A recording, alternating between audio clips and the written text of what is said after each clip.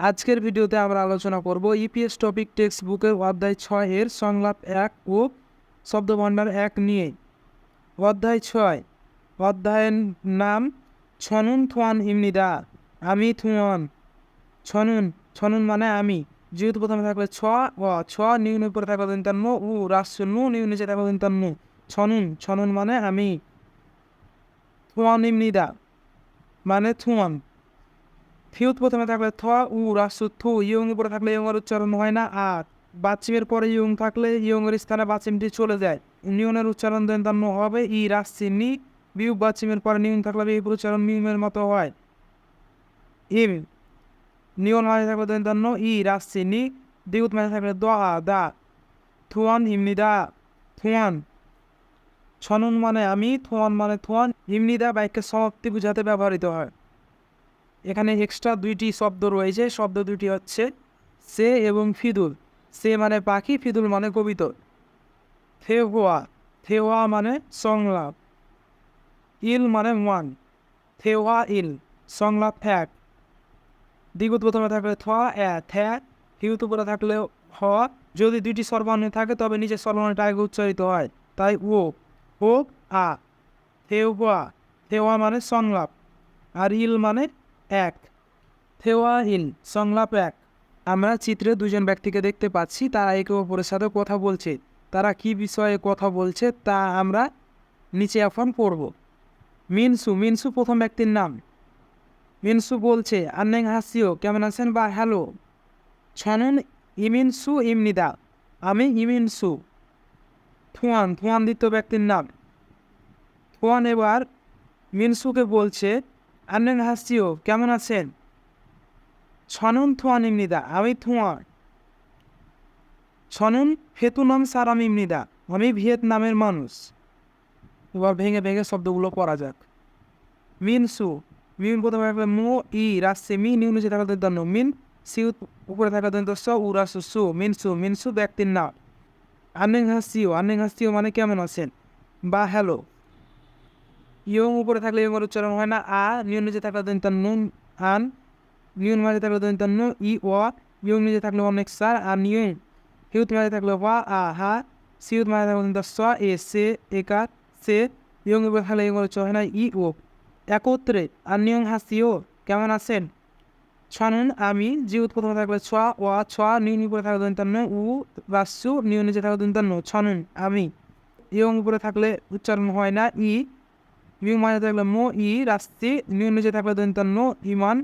সিউত মাঝে থাকলে দন্ত স উ রাস্যু সু, ইমান সু। ইয়ং উপরে থাকলে ইয়ং এর উচ্চারণ হয় না ই। বিউ বাচকের পরে নিয়ন থাকলে বিউ উচ্চারণ মিউমের মতো হয় ইম। নিয়ন মাঝে থাকলে দন্তান্ন ই রাস্যি নি, দ্বিগুত মাঝে থাকলে দ আ দা। ইমিনসু ইমনিদা, ইমিনসু ইমনিদা মানে ইমিনসু ব্যক্তির নাম। ছনুন মানে আমি, ইমিনসু মানে ইমিনসু। ইমনিদা বাইকের সমাপ্তি বোঝাতে ব্যবহৃত হয়। থুয়ান, থুয়ান ব্যক্তির নাম। থিউত প্রথমে থাকলে থোয়া উ রাসু থু, ইয়ং উপরে থাকলে ইয়ং উচ্চারণ হয় না আ। নিউ নিচে থাকলে আন, থুয়াম। থুয়ান মানে থুয়ান। আন্নিয়ং হাসিও, কেমন আছেন। ইয়ং উপরে থাকলে ইয়ং উচ্চারণ হয় না আ। নিউ নিচে থাকলে আন, নিউন মাঝে থাকলে ই ও। ইয়ং নিচে থাকলে অনেক সা আর নিয়ং। হিউত মাঝে থাকলে ওয়া আ হা। সিউত মাঝে থাকলে সা এস সে। ইয়ং উপরে থাকলে ইয়ং উচ্চারণ হয় না ই ও। আন্নিয়ং হাসিও, কেমন আছেন বা হ্যালো। ছনুন আমি, জিউত প্রথমে থাকলে ছ ওয়া ছ, নিউন উপরে থাকলে ও রাস্যু, নিউ নিচে থাকলে ছনুন আমি। থুয়ান ইমনিদা, থিউত উপরে থাকলে থু উ রাস্যু থু, ইয়ং উপরে থাকলে ইয়ং উচ্চারণ হয় না আ। নিউ নিচে থাকলে দন্তান্ন আন, থুয়ান। কিন্তু এখানে নিউন বাচ্চিমের পরে ইয়ং থাকার কারণে বাচ্চিমটি ইয়ংয়ের স্থানে যাবে নি। আবার এখানে বিউ বাচ্চিমের পরে নিউন থাকার কারণে বিউপের উচ্চারণ মিউমের মতো হবে, তাই ইম। নিউন মাঝে থাকলে দন্তান্ন রাস্যি নি, দ্বিগুত মাঝে থাকলে দ আ দা, ইমনিদা। থুয়ান ইমনিদা, থুয়ান। ছনুন মানে আমি, থুয়ান মানে থুয়ান। ইমনিদা বাইকের সমাপ্তি বোঝায়। ছনুন আমি, জিউত প্রথমে থাকলে ছ ওয়া ছ, নিউন মাঝে থাকলে দন্তান্ন উ রাস্যু, নিউ নিচে থাকলে দন্তান্ন। ছনুন, ছনুন মানে আমি। হেতু নট, বিউ প্রথমে থাকলে ফ এ ফে। থিউত মাঝে থাকলে থ উ রাস্যু থু, নিউন মাঝে থাকলে দন্তান্ন আ না। মিউ নিচে থাকলে মো। হেতু নট, হেতু নাম মানে ভিয়েতনাম। সারাম, সারাম মানে মানুষ। ইমনিদা বাক্যের সমাপ্তি বোঝায়। সারাম মানে মানুষ, ইমনিদা বাক্যের সমাপ্তি বোঝায়। সিউত বহু হয়ে থাকলে স আ সা, রিউল মানে থাকলে রোয়া আ আকার রা, মিউম নিচে থাকলে মু সারাম। কিন্তু এখানে মিউম বাচ্চামের পরে ইউং থাকার কারণে মিউম ইউমের স্থানে যাবে, তাই উচ্চারণ হবে মি সারামি। বিউ বাচ্চামের পরে নিউম থাকার কারণে বিউ পরে উচ্চারণ মিউমের মতো হবে। মিউম মানে থাকলে তন্ন, ই রাশি নি, দ্বিগুত মানে থাকলে দ আ দা। সারামিম নিদা মানে মানুষ। ছনুন মানে আমি, ফেতুনাম মানে ভিয়েতনাম, সারাম মানে মানুষ, ইমনিদা মানে বাক্যের সমাপ্তি বোঝায়। আওয়াজ শুরু থেকে একত্রে। মিনসু, মিনসু আন্নিয়ং হাসিও কেমন আছেন। ছনুন আমি, ইমেনসু ইমনিদা আমি, ইমেনসু। থিয়ান থুয়ান আন্নিয়ং হাসিও কেমন আছেন।